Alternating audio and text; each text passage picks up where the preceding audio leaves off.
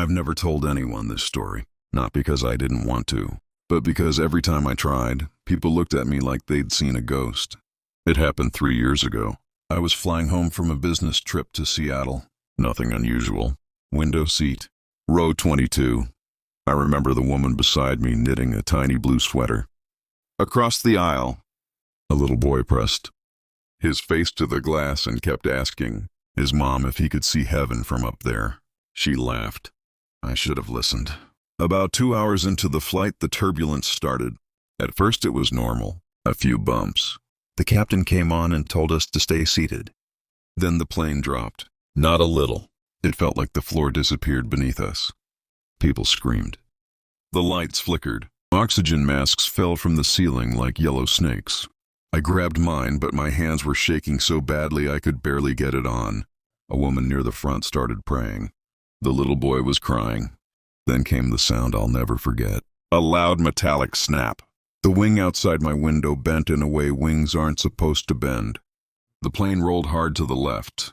Luggage burst from the overhead bins. Someone hit the ceiling.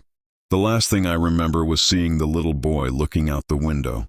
He wasn't crying anymore. He was smiling. Then everything went white. When I woke up, I was sitting in a quiet room. No pain, no smoke, no screaming, just silence. It looked like an airport lounge, except there were no announcements. No TVs, no people rushing around. Just rows of chairs and large windows showing a sky so bright it didn't look real. I assumed I'd survived. A woman in white sat across from me reading a magazine. I asked where we were. She smiled and said, "Waiting." "For what?" I asked. She looked up. "For you to understand." I didn't know what she meant, so I waited. Minutes passed, maybe hours. People came and went through a set of glowing doors at the far end of the room. Every person who walked through seemed calm, at peace. I was the only one who felt afraid. Eventually, a television on the wall turned on by itself. Breaking news. The headline read, "Flight 702 crashes. No survivors."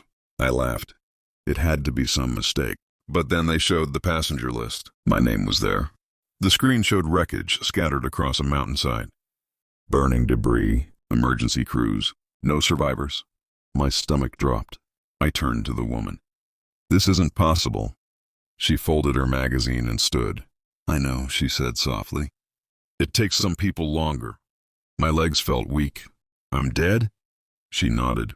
I looked around the room again, at the peaceful faces, at the glowing doors. The little boy from the plane walked past me holding his mother's hand. He waved. "See?" he said with a grin. I told you could see heaven. The doors opened. Warm light spilled through, and for the first time since the plane began to fall, I wasn't afraid anymore.